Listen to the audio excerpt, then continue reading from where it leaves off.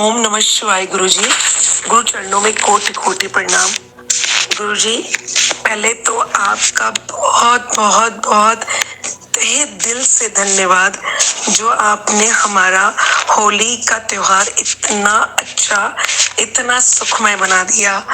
आपने एक दिन लाइव में जब कई लोग पूछ रहे थे कि हमारे घर में होली की पूजा होती है, हम नहीं आ सकते हैं, तब आपने एक बात लाइव में बोली थी कि आज तक तो आप होली मनाते ही रहे, तो उसको मनाने से आपको क्या मिला।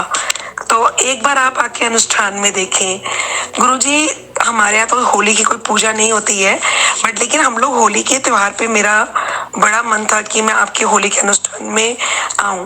और गुरुजी, जिस दिन आपने ये अनाउंस ही किया था, मैंने उसी दिन ही मतलब विदिन 5 मिनट के अंदर मैंने अपना नाम होली अनुष्ठान के लिए दे दिया था। और मैंने उसी समय ये आपसे रिक्वेस्ट की थी कि गुरुजी, मुझे नहीं पता, मुझे ये अनुष्ठान अटेंड करना ही करना है। जबकि आप मानेंगे नहीं गुरुजी, लास्ट मोमेंट तक, मतलब 2 दिन तक, पहले तक भी मुझे ये लग रहा था कहीं मेरा कैंसिल ना हो जाए, मेरा कहीं कैंसिल ना हो जाए। पर मुझे आप अपने मतलब गुरु पे पूरा विश्वास था कि मैंने गुरुजी को बोला है और मैं जाऊंगी जरूर। तो थोड़ा सा हुई, कुछ अड़चने आई, बट हमारा कंफर्म हो गया। जैसे हमारा होटल का कमरा बुक नहीं हो रहा था, एट ए टाइम वो भी बुक हो गया, हमें टैक्सी भी मिल गई है ना। और मेरी सिस्टर इन लॉ का जाना कैंसिल हो गया। फिर मैंने अपने बेटे को बोला तो मेरा बेटा मेरे साथ आ गया। तो मतलब अपने आप ही सब कुछ पॉजिटिव होता चला गया। और गुरुजी, जो अनुष्ठान हमने इस बार होली अनुष्ठान और होली आपके साथ मनाई है, सच में जीवन में आज तक ऐसी होली हमने कभी नहीं मनाई। और जो हमें प्राप्त हुआ आपका आशीर्वाद, वो बहुत ही भाग्यशाली लोग होते हैं जिनको ये आशीर्वाद प्राप्त होता है। और गुरुजी, सच बता रही हूँ, मैं 2022 में अक्टूबर में आपके साथ जुड़ी थी और 2023 की 1 जनवरी का अनुष्ठान मैंने अटेंड किया। देन उसके जुलाई 2003 जुलाई को 23 के जुलाई में मैंने आपसे दीक्षा ली। और ये अभी 24 की 1 जनवरी को भी मैं अनुष्ठान में आई थी विद फैमिली, पूरी फैमिली के साथ। और ये मेरा चौथा अनुष्ठान था। मतलब ये 1.5 साल के अंदर अंदर गुरुजी, मतलब क्या मैं आपको बताऊं, मुझे लगता है सबसे बेस्ट अनुष्ठान मेरे लिए ये था। ऐसा नहीं है कि वो अनुष्ठान बेस्ट नहीं थे, वो बहुत अच्छे थे। और एक के बाद एक अनुष्ठान होने से मुझे जो आशीर्वाद मिला, तभी शायद मैं ये होली के अनुष्ठान को भी अटेंड कर पाई। ये सिर्फ गुरु कृपा ही थी, ईश्वर का प्रसाद ही था मेरे लिए जो मुझे मिला। लेकिन इस अनुष्ठान की सबसे अच्छी खासियत क्या थी गुरुजी, हम हर अनुष्ठान में आते हैं तो ज्यादा से ज्यादा 2 या 3 घंटे आपके साथ, आपके सामने रहते हैं। लेकिन जो ये होली का अनुष्ठान था, इसमें हमारे पास पूरे 2 दिन थे जब हम उस आश्रम के पॉजिटिव एनर्जी में, पॉजिटिव ऑरा के अंदर रहे। जो दिल को, जो आत्मा को शांति मिली, जो हमें आत्मा को वहां पे प्राप्त हुआ, शायद वो शब्दों में व्याख्या ही नहीं की जा सकती उसकी। जो मुझे खुद की मेरी अनुभूति थी। जैसे पहले हमने अनुष्ठान में बैठे, 24 तारीख के अनुष्ठान में हम लोग बैठे और उसमें पुष्पार्चन हुआ, देन उसके अग्निहोत्रम हुआ। इतना सुखद पल थे वो, इतना अच्छा लग रहा था, इतना आशीर्वाद आपसे मिला हम सबको। उसके बाद हमारी मंत्र दीक्षा हुई, फिर उसके बाद कवि सम्मेलन हुआ। मतलब सुबह के 7 बजे से लेकर शाम के 8 बजे तक हम लोग वहीं पर ही थे, आश्रम के पास ही। तो गुरुजी, इतना टाइम उस पॉजिटिव ऑरे में रहना ही एक बहुत बड़ी बात होती है। वो बहुत भाग्यशाली होते हैं जो ऐसे इतने घंटे, इतने अच्छे पॉजिटिव ऑरे के अंदर रहते हैं। देन दूसरे दिन जब हमारा होली का प्रोग्राम शुरू हुआ, पहले वो भजन हुए, उसके बाद हमने होली खेली आपके साथ, उसके बाद कार्यशाला हुई। गुरुजी, इतना आशीर्वाद आपसे मिला, इतना आशीर्वाद आपसे मिला ये दिन प्रसन्न हो गया। मतलब इतना दिल खुश है, इतनी खुशी हो रही थी उस समय कि मैं आपको बता नहीं सकती। मतलब बहुत अच्छा लग रहा था, बहुत ही अच्छा लग रहा था। और इतना प्यारा आर्यम परिवार हमारा, गुरुजी इतनी अच्छी अच्छी मुझे अपनी बहनें मिली, बहुत से लोगों से मेरी फ्रेंडशिप हो गई, बहुत सी आंटियां मिली जिनसे बहुत आशीर्वाद मिले, कुछ भाई भाई मिले जिन्होंने मतलब बड़े प्यार से बातें करी और बहुत आशीर्वाद दिए। और हम लोग सब लोग एक ही बात ये करते कि कितना अच्छा लग रहा है। मतलब हर किसी के मुंह पे ये था कि कितना अच्छा प्रोग्राम था, कितना अच्छा प्रोग्राम था, बहुत अच्छा अनुष्ठान इस बार हुआ।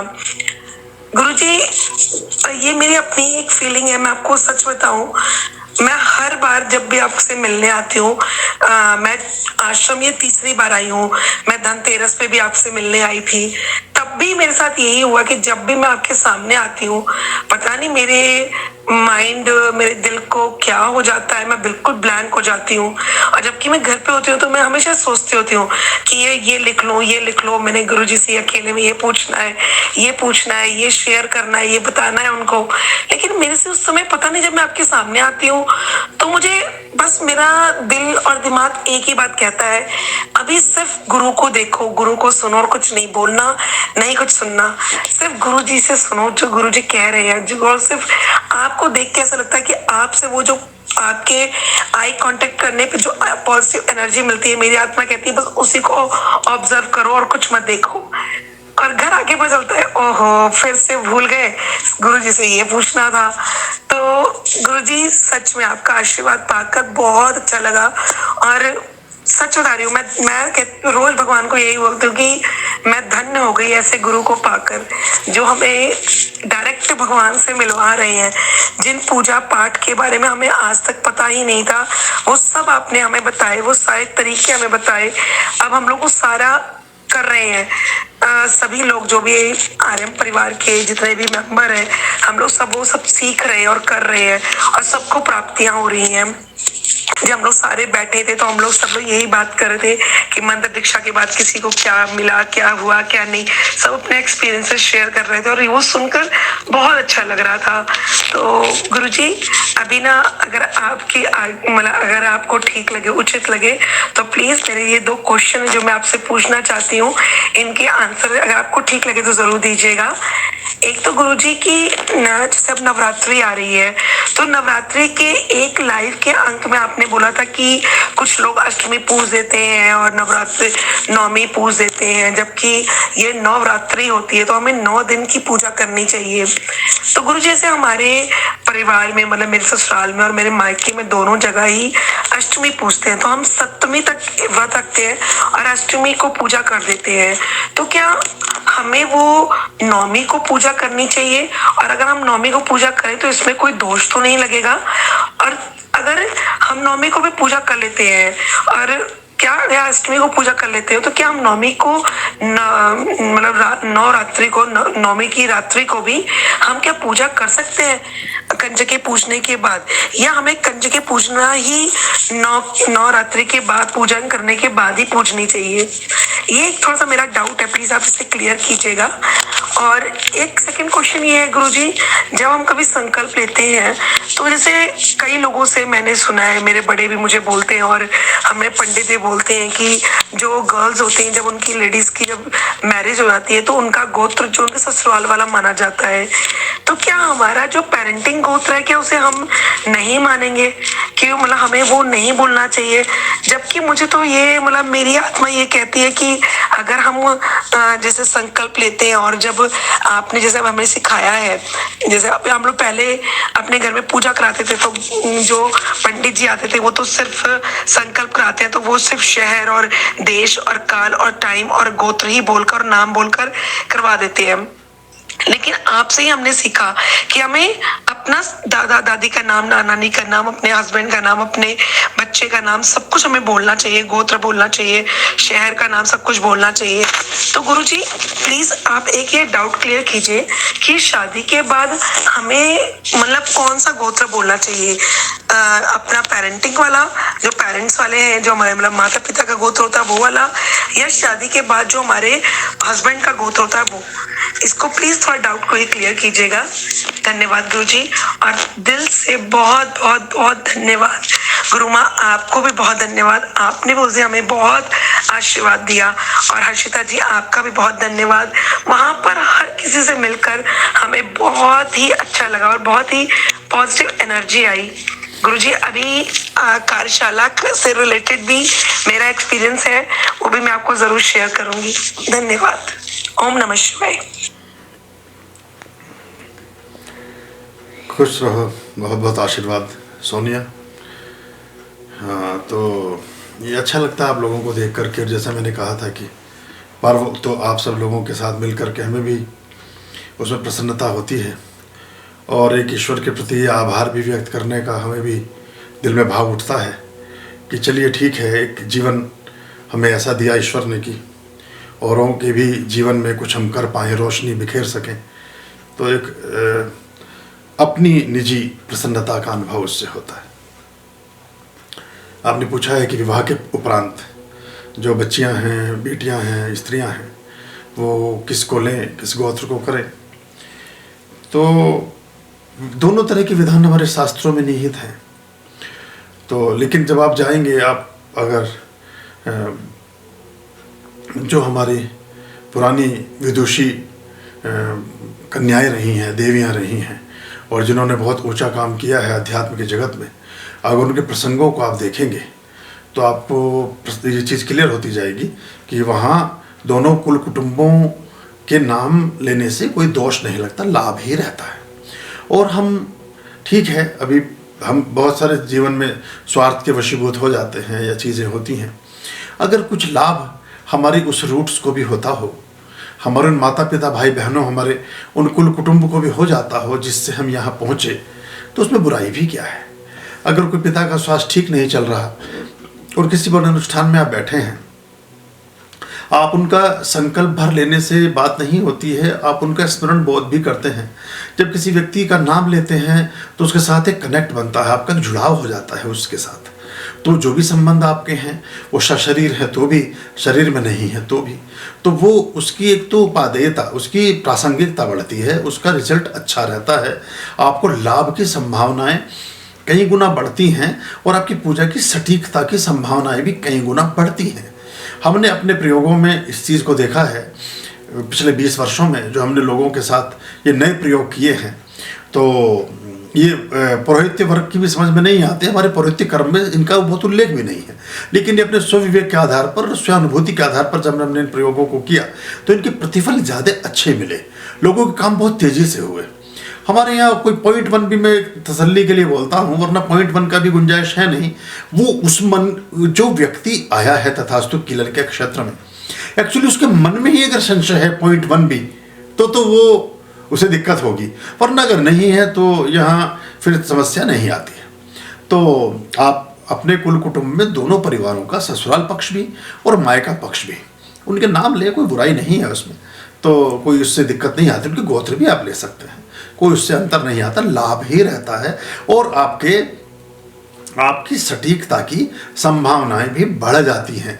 सटीकता यानी कि आप ही वो जातक हैं, आप ही वो व्यक्ति हैं, आपने इतने सारे कॉम्बिनेशंस उसके साथ सेट कर दिए हैं कि वो अब देखिए बायोमेट्रिक तो आपका हो गया कि जिस हाथ से, जिस उंगलियों से, जिस अंगूठे से आपने आहुति दी, आप स्वयं शरीर उपस्थित हो गए। इसके लिए जितनी भी आपकी चीज़ें हैं वो आपसे मैच खाएंगी, तो आपको उसका लाभ भी मिल जाता है। एक ही गोत्र में, एक ही जैसे नामों के साथ, मतलब ऐसे सभी शहरों में, उदाहरण के तौर पर कोई राजेश हैं, उनकी पत्नी सुनीता हैं, उनके पिताजी का नाम भी आपको कुछ ऐसे सुरेश या महेश मिल जाए, मतलब वो बड़े कॉम्बिनेशंस कॉमन हो जाएंगे, और इत्तेफाक ये कि वो उसी जाति और उसी गोत्र में भी उत्पन्न हुए भी होंगे। अब बाइफर्केशन कैसे हो पाएगा, फिर आपको छाटा कैसे जाएगा। और इस ब्रह्मांड में 7 अरब लोग, तो इसमें जितनी श्योरिटी और सर्टेनिटी हो सके उस पर हमारा उद्देश्य ध्यान में रखने का रहता है। तो ये इसलिए इस चीज़ को रखा गया है। दूसरा प्रश्न इनका क्या था, दुर्गा सप्तशती में इन्होंने पूछा था कि नवमी, देखिए ये है नवरात्र, ये सप्तरात्र नहीं है, न अष्टरात्र हैं। सामान्य जनों को जो जैसे मैं कहता हूँ हमेशा, गुड पे मास्टर जो होता है वो हमेशा बीमार ही रहता है। पुरोहित पता नहीं कैसे, बहुत सारे मुझसे ऐसे गुरुजन हैं या आचार्यगण हैं, पुराने परिचित हैं, बहुत बार कहते रहते हैं आप तो सारे कुछ ही एक्सपोज किए दे रहे हो, सारा कुछ ही सिखाए दे रहे हो, सारी बातें बता दे रहे हो। तो मैंने कहा इनका मैं करूँगा क्या, मुझे बता दो, इनको मैं रख के अपने पास क्या करूँगा इनका, बताइए। अगर ये मेरे पास में एक माचिस की तीली है, मैं उससे कोई दिया ना जगा सका तो तीली को बचा करके कहाँ ले करके तो जाऊंगा, और क्या उससे मुझे प्राप्त हो जाएगा, और क्या मुझे लाभ रहेगा। मैं अपने किसी लोभवश या किसी लालचवश शायद नहीं बता रहा हूँ, तो लोभ लालच के वश नहीं बता रहा हूँ, तो मैं वैसे दोषी हो गया, मतलब मैं दोष का पात्र हो गया। मुझे उसका एक वो लगेगा कि आपको ज्ञान पता था और आपने उस बात को सही व्यक्ति को सही समय पर नहीं बताया। तो देखिए, अगर आप दुर्गा सप्तशती जरा मुझे दीजिए, एक मिनट, ये उठाइए आप। अगर जहाँ से दुर्गा सप्तशती प्रारंभ होती है, जो कवच में जहाँ पहला मंत्र आता है कवच का, वो देखिए मैं आपको बताता हूँ, उससे थोड़ा सा आपको एक स्पष्टता और ज़्यादा आ जाएगी, भ्रम भी थोड़ा सा दूर हो जाएगा। वैसे मैंने उस बारे में, दुर्गा सप्तशती के बारे में पूरा बोला हुआ है और आपने उसको देखा हुआ है ना। तो ये देखिए, ये जहाँ से पृष्ठ संख्या 19, अथ देव्या कवचम ओम नमः चंडिकायै मार्कंडेय उवाच ओम यद् गुह्यं परमं लोके सर्वरक्षा करम नृणाम यन्न कसचिदाख्यातं तन्मे ब्रूहि पितामहः ब्रह्मो उवाच अस्ति गुह्यतमं विप्रं सर्वभूतोपकारकं देव्यास्तु कवचं पुण्यं तच्छश्नश्व महामुने प्रथमं शैलपुत्री च द्वितीयं ब्रह्मचारिणी तृतीयं चंद्रघंटेति कूष्मांडेति चतुर्थकं पंचमं स्कंदमातेति षष्ठम कात्यायनीति च सप्तम कालरात्रिति महागौरीति चाष्टमम। आठवीं जो है महागौरी हैं, सातवीं कालरात्रि हैं, छठी कात्यायनी हैं, पंचम जो है स्कंदमाता हैं, जो तृतीय में चंद्रघंटेती हैं, चौथी जो है कूष्मांडा हैं, द्वितीय ब्रह्मचारिणी, प्रथम शैलपुत्री हैं। अब ये जो मैं बात बताने जा रहा हूँ, जो आपका प्रश्न था उसको उत्तर आ रहा है। सप्तमम कालरात्रि ती महागौरी थी चाष्टम, आठवीं जो है महागौरी हैं। नवम सिद्धदात्री च नव दुर्गा प्रकीर्तिता उक्तेन्यतानि नामानि ब्रह्मणेव महात्मना। अब देखिए, नवम सिद्धदात्री, जिस दिन आपको सिद्धि देने वाली देवी का दिन है, उस दिन तो आप खा पी के और सब काम करके सारा कुछ झाड़ पोंछ करके एक तरफ बैठ गए, मतलब आप एक घर में घुसे। अब ऐसे समझाता हूँ इसको, आप बच्चे, छोटे बच्चे, अब वो चीज़ें खत्म हो गई। हम तो गर्मियों की छुट्टियों में नानी के घर जाया करते थे, पुराने लोगों को याद होगा, वो भी जाते होंगे, तो सबसे मिल लेते थे, मामा फूफा ये वो अटरम पटरम सबसे मिल मिला के। सबसे ऊपर कहीं अटारी पे या खेत के किनारे में कहीं नाना जी बैठे होते थे, वो उनकी जेब में या तो कोई वो ड्राई फ्रूट रखते थे या कोई चीज़ या कोई छोटा मोटा सिक्का कुछ बच्चों को बांटने के लिए। और आपने सबसे तो आप मिल लिए, सारा काम तो आपने कर लिया। और जो मुखिया था, नवम सिद्धदात्री च नव दुर्गा प्रकृति था। अब जिस दिन उसने सिद्धि देनी थी, जो आपने सिद्धि क्या है, परिणाम की प्राप्ति, किसी कार्य की दिशा में किए गए सारे पुरुषार्थ को सफलता के रूप में आपके जीवन में चिपका देना सिद्धि है।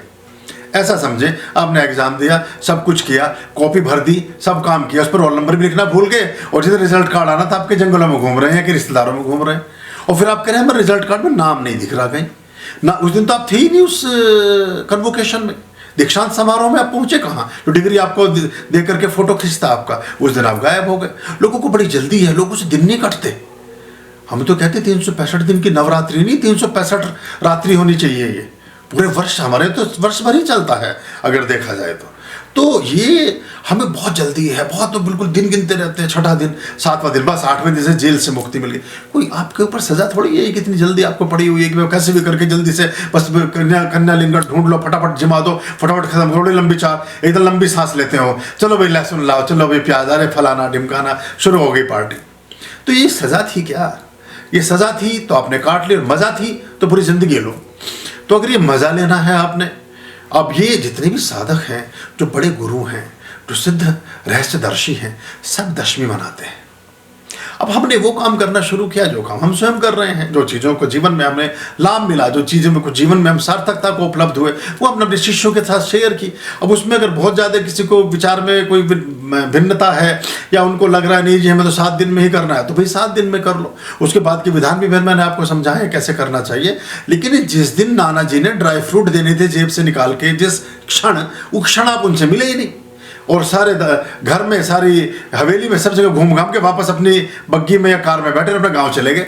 आप कहते जी वहाँ तो कुछ प्राप्त हुआ नहीं, हम तो गए थे, हमें तो कहा था काजू मिलते हैं खाने को, बादाम मिलते हैं, पिस्ते मिलते हैं, 100 चांदी का सिक्का मिलता है। हमें तो ना तो कोई आदमी बैठा मिला हुआ ऐसा जो ये देता, और ना हमें इससे कोई फल प्राप्त। वो उसके पास गए कहाँ आप? आपने उससे पहले सब धो मांज के सब बराबर कर दिया, ये सब झाड़ू पोंछा मारा, सब काम खत्म।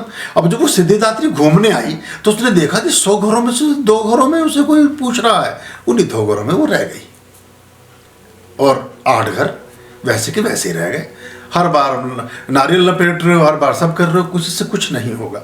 विधान से की गई व्यवस्था से सारी चीज़ें जन्मती हैं, सारी चीज़ें ठीक होती हैं।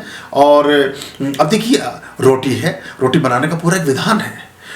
अगर सोचे गेहूँ लेके बैठ जाए मुट्ठी में, कि हमने सुना था गेहूँ से रोटी बनती है, और गेहूँ तो हमारे पास है, ना तो रोटी बन रही है ना कुछ हो रहा है, अजीब दाने से हमारे हाथ में चुभ हो रहे हैं। उसका तरीका है, वो पहले आप उनको धोएंगे, सुखाएंगे, बालियों में पकने के बाद निकालेंगे, फिर पीसेंगे, फिर आटा, सब जानते हैं आप। फिर उसको उसके बाद भी काम पूरा नहीं हो, फिर उसे पानी डाल करके फिर उसे मलेंगे, फिर उसको उसनने के बाद फिर उसकी लोई बनाएंगे, फिर उसकी पेड़ी बना करके रोटी बनाएंगे, फिर उसके लिए तवा चाहिए, गैस चाहिए, फिर सिकाई चाहिए, फिर फ्लेम अलग, और कच्चा अलग, और पक्का अलग, और ये अलग और वो अलग, तब जाके रोटी प्राप्त हुई। लगभग 50-40 प्रोसीजर पार करने के बाद बनती तो गेहूं से ही है, बात तो ठीक है, पर ऐसे नहीं बनती।